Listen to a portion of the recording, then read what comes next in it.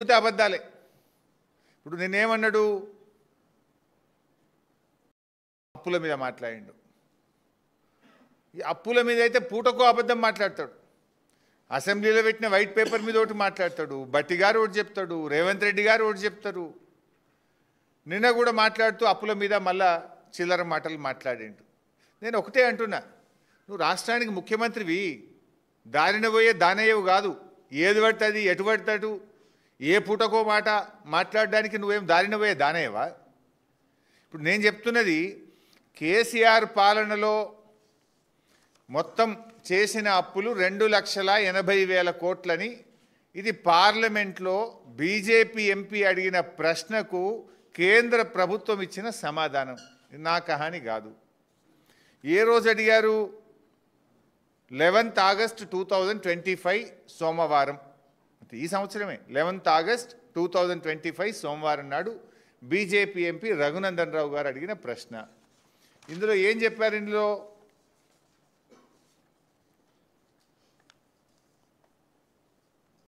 Total public debt as on 31/3/2024 అంటే March 31, 2024 నాటికి. ఇందులో ఇంకా 5 నెలల వీళ్ళ అప్పులు కూడా ఉన్నాయి. వీళ్ళు ఎక్కింది డిసెంబర్ 7, 2023 కదా. వీళ్ళవి కూడా 4 నెలలు వీళ్ళు ఉన్నాయి. అవి కూడా కలుపుకుంటే మొత్తం 3,50,520. 3,50,520. ఇందులో తెలంగాణ వచ్చే నాటికే ఆనాటి కాంగ్రెస్ ప్రభుత్వం చేసిన అప్పు 70,000 కోట్లు. అది తీసేస్తే ఎంత? 2,80,000 కోట్లు మాత్రమే. ఇది నేను చెప్తలేను కదా. పార్లమెంట్లో కేంద్ర ప్రభుత్వం బాజాబ్తా కేంద్ర ఆర్థిక మంత్రి ఇచ్చిన సమాధానం. అడిగింది బీజేపీ ఎంపీ, చెప్పింది కేంద్ర ప్రభుత్వం. నువ్వెందుకు ఈ చిల్లర మాటలు మాట్లాడుతున్నావు? అసలు నీకు పాలన చేతనైతలేదు. బీఆర్ఎస్ ప్రభుత్వం ఉన్నప్పుడు యావరేజ్ గ్రోత్ రేట్ 15%, SOTR రాష్ట్ర ప్రభుత్వ సొంత ఆదాయ వనరుల వృద్ధి రేటు 15%. నువ్వు వచ్చినాక ఎందుకు పడిపోయింది? ఎందుకు తిరోగమనం తీసుకున్నది ఆర్థిక పరిస్థితి? ఉదాహరణకు నిన్ననే కాగేదో రిలీజ్ చేసినట్టుంది. సెప్టెంబర్ 2025 2025లో కాగ్ ఇచ్చిన రిపోర్టు ఈ నెలలో -5 GST వృద్ధి రేట్, ట్యాక్స్ రెవెన్యూ -5. ఇండియాలో 28 రాష్ట్రాల్లో చివరి నుంచి 4వ రాష్ట్రం. రాష్ట్ర ఆదాయ వృద్ధి రేటు సెప్టెంబర్ నెలలో -5 2025. ఇగో ఇది సెప్టెంబర్ 2024 +1. మరి అదే బీఆర్ఎస్ టైం సెప్టెంబర్ 2023 +33%. ఇండియాలో టాప్ +33. ఇవి నా లెక్కలు కావు, కాగు లెక్కలు, కాగు రిపోర్ట్. నేను నా సొంతం ఏం చెప్తలేను. వెబ్సైట్లో పోయి కాగులో కొడితే వెళ్తాయి. +33%. ఎందుకు తిరోగమనం అవుతుంది? నీ హైడ్రా వల్ల, నీ తుగ్లక్ చర్యల వల్ల, నీ భూదందాల వల్ల, నీ వేధింపుల వల్ల, నీ వసూళ్ల వల్ల. ఇలా స్టాంప్స్ అండ్ రిజిస్ట్రేషన్ తగ్గింది, GST తగ్గింది, రోడ్ ట్యాక్స్ తగ్గింది. ఎందుకు తగ్గుతున్నాయి? అది రివ్యూ చేసుకో. కేసీఆర్ గారి పాలనలో రాష్ట్ర ప్రభుత్వ తలసరి ఆదాయం 1,24,000 నుంచి 3,47,000 కోట్లకు 3,47,000కు పెరిగింది కేసీఆర్ పాలనలో. ఆల్మోస్ట్ దేశంలో అత్యధికం, భారతదేశంలోనే అత్యధిక తలసరి ఆదాయం ఉన్న రాష్ట్రాల్లో అగ్రగామిగా తెలంగాణ నిలిపింది కేసీఆర్. అసలు రాష్ట్ర బడ్జెట్, రాష్ట్ర రెవెన్యూ 2014-15లో రాష్ట్ర ప్రభుత్వం యొక్క రెవెన్యూ 62,000 కోట్లు. మేము దిగిపోయే నాటికి 2,30,000 కోట్లతో మీకు ఈ రాష్ట్రాన్ని అప్పచెప్పాం. అంటే 62ను 2,30,000 చేసిందంటే 4 రెట్లు పెంచాం. అందులో 2 కరోనా సంవత్సరాలు. 2 ఏళ్ళు కరోనా వచ్చిన 62,000 నుంచి 2,30,000 కోట్ల రాష్ట్ర ప్రభుత్వ ఆదాయాన్ని పెంచి మీ చేతికి ఇచ్చినాం కదా. 4 రెట్లు పెంచాం.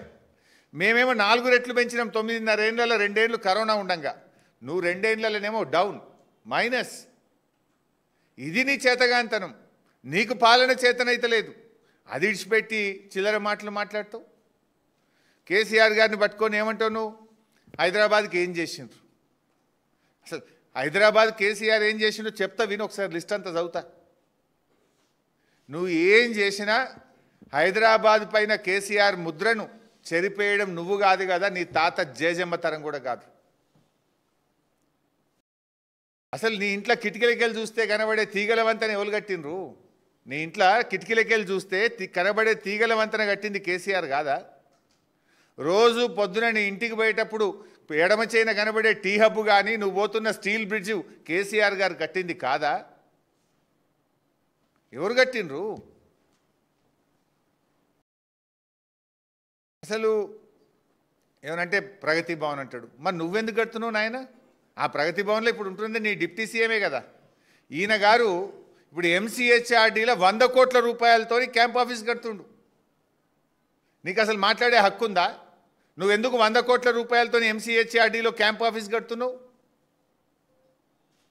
అసలు అది స్టార్ట్ చేసింది 30 కోట్లు, అంచనాలు 3 అంతలు పెరిగి ఇప్పుడు 100 దాటుతుంది. అది దానికి రోడ్ వైండింగ్ చేస్తుండే. ఇంకా దీనికి సమాధానం ఏంది? హైదరాబాద్లో నేనేమో చేసిన. అసలు కేసీఆర్ గారు ఆనాడు మున్సిపల్ మంత్రిగా కేటీఆర్ గారు ఎస్టీపీలు కట్టిండ్రు హైదరాబాద్లో. హైదరాబాద్లో ముఖ్యంగా స్ట్రాటజిక్ నాలా డెవలప్మెంట్ ప్రోగ్రామ్ తీసుకొని నాలాలను వృద్ధి చేయడం వల్ల ఇలా హైదరాబాద్లో వరదలు వచ్చినా నీళ్లు రాకుండా ఇలా చర్యలు తీసుకున్నది నాటి బీఆర్ఎస్ ప్రభుత్వం. మొన్న ఒకరోజు వరదలు వచ్చినప్పుడు హైదరాబాద్లో మా మాజీ మంత్రివర్యులు తలసాని శ్రీనివాస్ యాదవ్ గారు వరద బాధితుల్ని బీఆర్ఎస్ పార్టీ పక్షాన తాను సొంతగా ఆదుకోవడానికి వారికి నిత్యావసర వస్తువులు ఇవ్వడానికి నన్ను తీసుకెళ్లారు. నన్ను తీసుకపోతే నేనే కిట్లు పంచిన. సనత్ నగర్ కాన్స్టిట్యున్సీలో దాదాపు 10-12 చోట్ల పంచిన. పొంగ నల్లగుట్ట దగ్గర నాలా ఉండే. ఆ నల్లగుట్ట దగ్గర నన్ను ఆపి నాలా చూపించిండు సీనన్న. ఇగో ఈ కాంగ్రెస్ ప్రభుత్వం వచ్చినాక కనీసం ఈ నాలా పూడిక తీయలే బైసాబ్, అందువల్లనే ఆ పూడిక తీయకపోవడం వల్ల పొంగి ఇళ్లలోకి నీళ్ళు వచ్చినాయి అని చెప్పి ఆనాడు స్వయంగా శ్రీనివాస్ యాదవ్ గారు నాకు చూపించారు. అంటే నువ్వట ఏమో చేసిన అంటావు. నీ ముఖానికి నాలాల పూడిక తీయలేను. మొన్న హైదరాబాద్లో వరదలకు కారణం పూడిక తీయకపోవడము.